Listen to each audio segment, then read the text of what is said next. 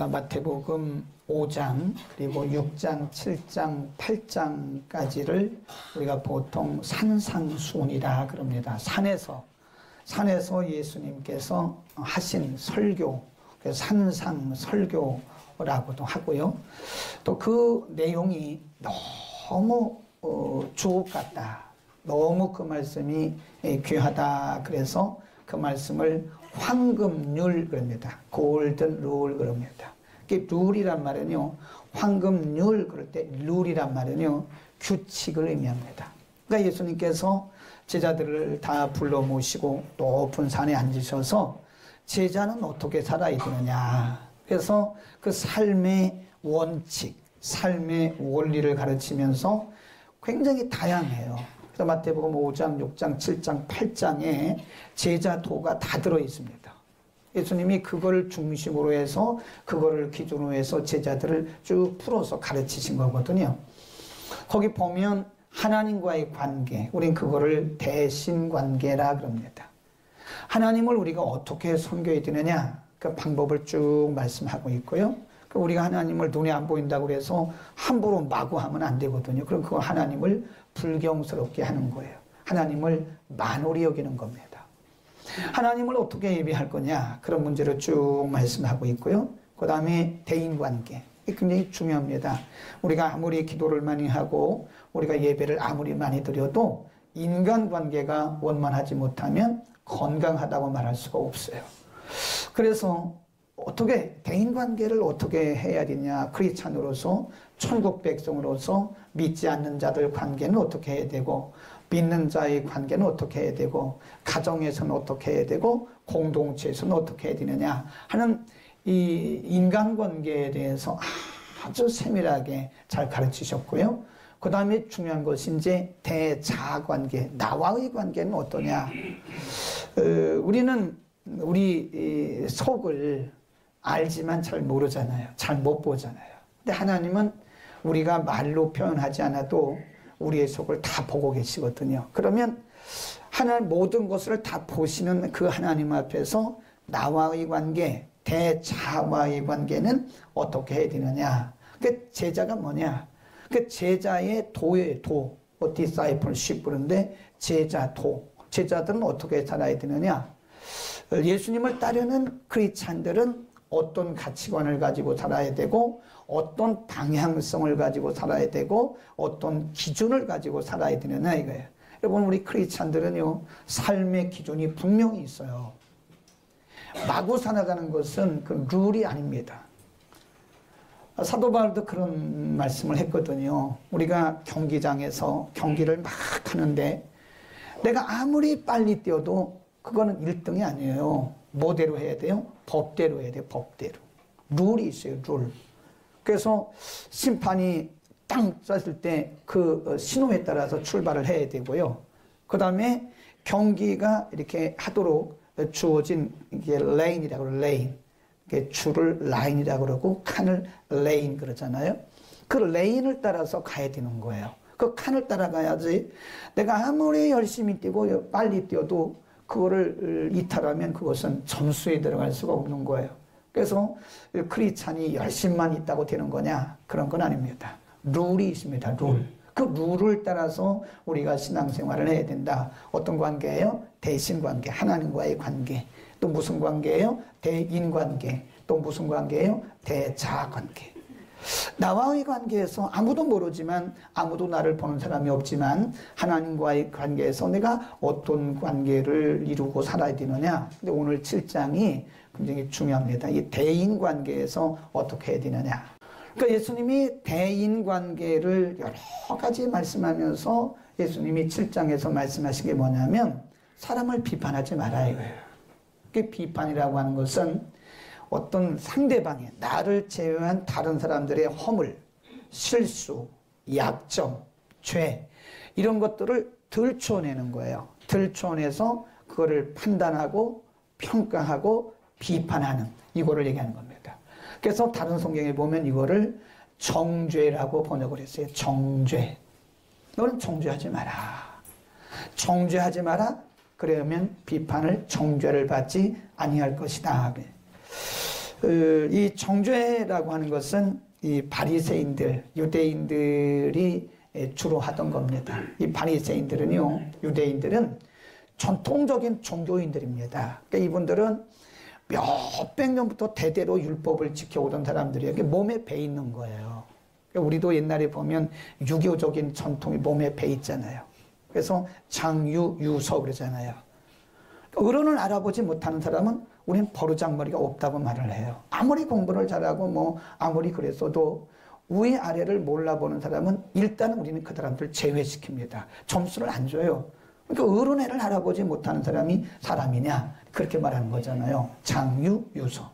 그러니까 유교적 전통이고 유교적 관점이고 유교적 관념이라 해요. 그렇듯이 말이에요. 그렇듯이 유대인 사회에서 최고의 중심축을 이루고 있던 사람들이 바리새인들인데 이 바리새인들은 전통적 종교적 습관이 있어요.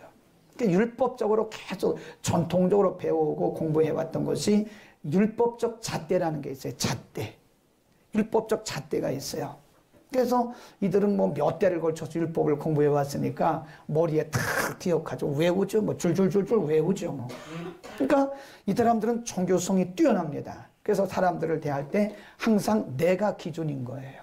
내가 몇 대를 걸쳐서 부모로부터 배워왔고 조상들로부터 배워온 율법적인 잣대가 내게 있기 때문에 내게 있는 잣대를 가지고 재는 거예요. 그게 비판입니다. 다른 사람들을 이해하고 사랑하기보다는 배려하기보다는 자꾸 정답을 가지고 얘기하니까 다른 사람들을 비난하게 되고 다른 사람들을 정죄하게 된다는 거예요.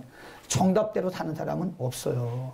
근데 정답은 있지만 정답대로 살기가 쉽지 않다는 겁니다, 이게. 그러니까 배려, 우리가 사랑이 없기 때문에 그런 거다. 근데 우리가 갈라디아서 5장 15절에 보면요, 이런 말씀이 있어요. 우리가 서로 물고 먹으면 그랬는데 영어 성경에 보면 뜯으면 그래 돼 있어요. 물고, biting. 뜯으면, devouring. 너희가 서로 우리가 서로 간에 물고 뜯으면 거기 보면 망한다. 망한다는 거예요. 이거 사단의 전략입니다. 비난하고 비판하고 정죄하고 이런 것들은요, 사단의 전략이에요. 그래서 여러분 가정에서요, 부부간에 서로 비판만 한다. 왜 이렇게 짜냐? 음식이 왜 이렇게 짜냐? 막 자기 아내를 비판하고 그러세요. 그러면 이게 부부관계가 깨지죠. 네. 부모가 자녀에게 왜 이렇게 늦게 일어나냐? 늦게 일어나는 건 지옥 간다 이놈아. 막 늦게 일어나서 지옥 가면 여기 뭐 절반 이상 다 지옥 가네. 무슨 늦게 일어난다고 지옥 가요? 그런 거짓말도 하고 말이지. 거짓말하면 지옥 간다고 그런 거짓말도 하고. 그러니까 부모가 자녀를 이렇게 비난하고 정죄하고 또 자녀가 부모를 정죄하고 교회에서 서로 지체들 간에 막 정죄하고 목사가 성도들을 정죄하고 성도들이 목사를 정죄하고 막 이러면 이건 완전히 망하는 거예요. 이건 사단의 소굴입니다. 사단이 그걸 원하는 거예요. 그래서 사단은 자꾸 우리에게 참소형을 집어넣습니다. 참소형. 참소가 그거에 비난하는 거예요. 자꾸 비난하고 비판하고 자꾸 따지고 막 이러는 것들이 그게 사단의 전략이라고 하는, 그럼 망하는 거예요. 예수님이 비판하지 말라고 하신 이 말씀 속에는 복음 정신이 뭐냐 이거예요. 복음 정신이 뭐냐? 예수님의 안목이 뭐냐? 예수님의 정신이 뭐냐? 우리는 예수님의 안목으로 살아야 되잖아요. 예수님의 정신으로 살아야 되잖아요. 아멘. 우리가 복음 정신으로 살아야 거의 크리스찬이지. 우리는 살아가는 거는 다 이렇게 내 방식대로 살아가고 또 말씀은 말씀대로 공부하면 그건 복음 정신으로 사는 게 아니죠. 복음 정신이 뭐냐? 오늘 본문을 통해서 우리에게 가르쳐 주신 복음 정신이 뭐냐? 허물이나 죄를 우리가 가만히 생각해 보면 사실 우리가 우리에게 엄청난 하나님의 그 말씀으로 하나님의 율법으로 하나님의 잣대로 말하면 우리는 수만 번 수천만 번 비판받아야 할 사람들이 우리가 그래야 안 그래요? 우리가 말씀을 제대로 지켰습니까? 우리가 하나님의 뜻에 순종을 했습니까? 우리는 하나님이 우리 하나님의 관점에서 보면요, 우리는 아주 투성입니다. 투성이. 비판받아야 할 아주 마땅한 비판의 대상입니다. 아주 투성이. 아주 그냥 모든 게 다 하나님 보시기에는 다 비판받아야 할 투성이에요. 근데 하나님이 우리를 비판하지 않으셨어요. 하나님 우리 정죄하지 않으셨어요. 예수 그리스도 안에서 우리를 다 씻어주신 거예요. 아멘. 우리는 예수 그리스도 안에서 다 용서받았을 뿐만 아니라 우리의 비판받을 그런 것들을 다 씻어주셨어요. 그리고 우리에게 그렇게 살라고 말씀하신 거예요.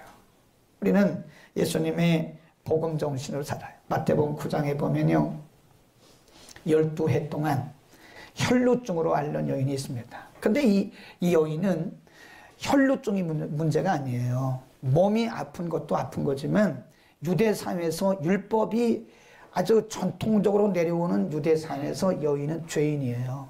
그러니까 사람들이 이 여인을 죄인 취급하는 거예요. 무슨 죄를 져서 저러나. 우리 그러잖아요. 누가 어떤 사고만 나면 저 사람 무슨 죄 졌나 보다. 그러잖아요. 마태복음에는 그 기록이 없는데 누가복음 6장에 보면요, 같은 내용을 조금 다르게 표현을 했어요. 마가복음 6장에 여인이 이제 예수님의 옷가에 손을 대면 낫겠다 하는 그런 믿음이 왔어요. 그래서 손을 댔는데 예수님께서 감지를 하신 거예요. 그리고 말씀하시기를 누가 내 옷에 손을 댔냐? 이렇게 물어보시는 거예요. 그 제자들이 엉뚱하죠. 선생님, 아니 사람들이 이렇게 많은데 누가 됐냐고 물어보시는 게 그게 말이 됩니까? 누가 된지 우리가 어떻게 합니까? 그런 얘기 아니에요. 예수님을 알고 계셨어요. 6장 33절에 이 여자가 부들부들부들 떨면서, 거기 보면 부들부들 떨면서 예수님께 나가요. 그때 예수님이 여자에게 말씀하시기를 두려워하지 마라 그래요. 이 여인이 떤 이유가 뭘까요? 비난받았다. 지금까지 모든 사람들이 여인이 혈루증에 걸린 것이 죄 때문에 그렇다, 너는 가까이 오지도 말아라, 피를 흘리는 여인은 부정하니까 가까이 오지 말아라, 이러면서 다 사람들이 비난하고 비판의 화살을 쐈던 거예요. 그러니까 누가 이 여인이 생각할 때 누가 내 옷에 손을 댔냐 물었을 때 여인이 떨었던 것은 지금까지 그런 비난과 비판을 받아왔기 때문에 그런 거예요.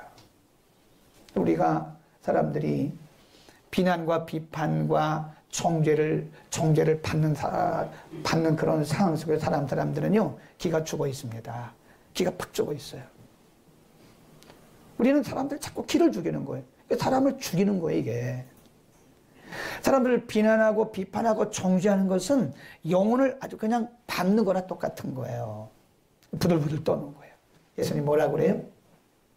아니래. 그 여인은 예수님한테 혼날까봐 그랬는데 예수님이 따라 안심하라 그래요. 예수님이 전번서 하신 말씀이 안심해라, 두려워하지 마라, 내 믿음이 너를 고쳤다라고 말씀하시는 거예요. 복음 정신입니다. 우리가 비난하고 비판하면 사람들의 기를 죽이는 거예요. 떨게 만드는 거예요. 자신감을 상실하게 만드는 거예요. 그러나 예수님의 정신은 안심하라 이거예요. 아멘. 요한복음 8장에 가보면 한 여자가 간음하다가 현장에서 잡혔어요. 이 간음죄입니다.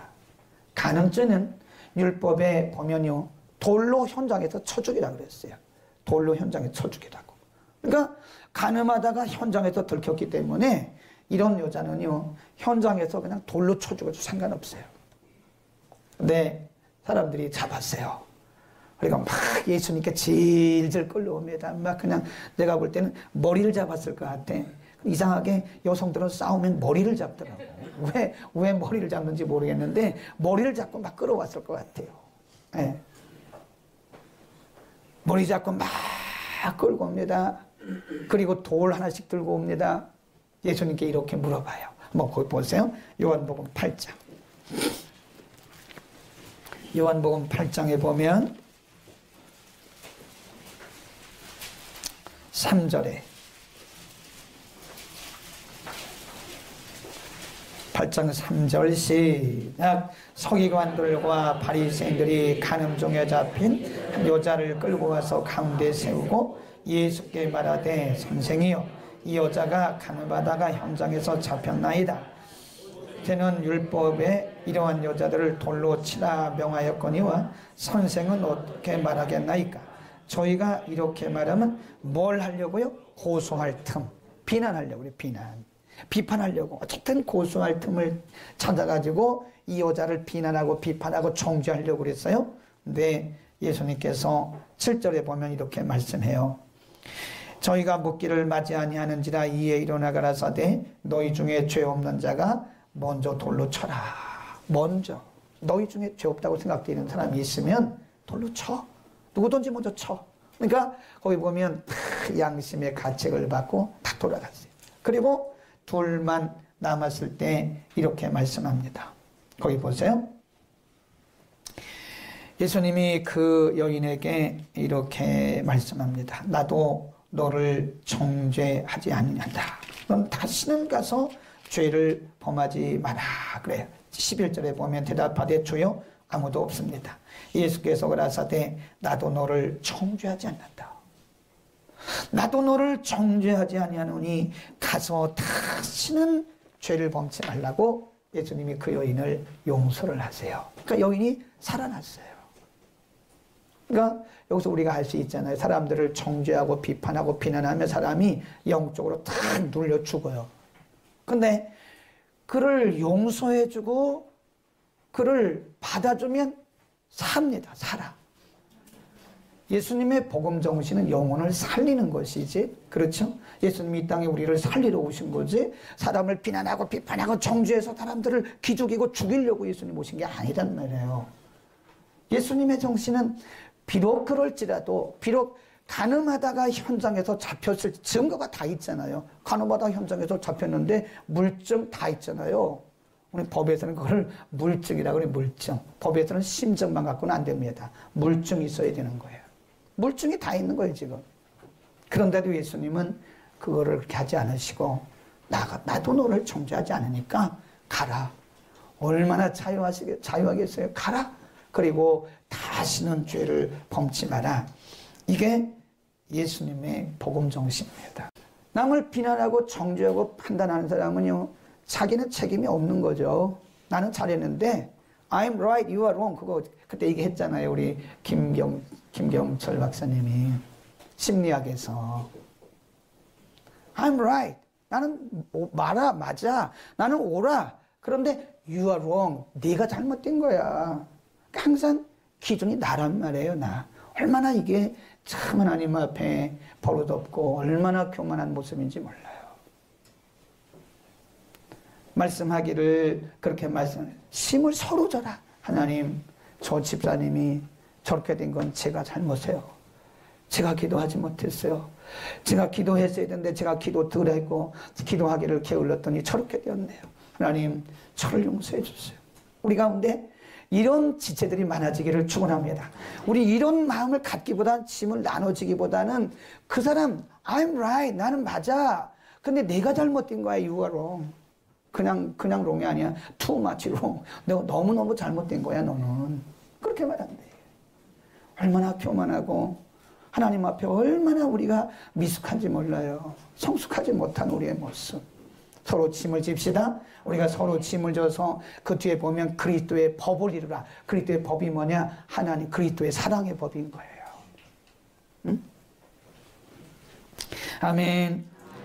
다른 사람들의 허물과 약점을 비판하지 말라고, 정죄하지 말라고 말씀한 것은요, 예수님이 비판하는 자를 뭐라 그랬어요? 외식자.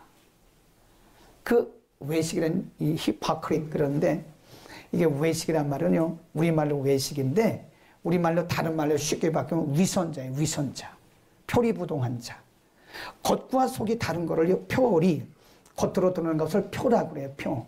이 뒤 속에 있는 거를 리라고 그래요. 표리. 그러니까 이면적, 표면적 그러잖아요.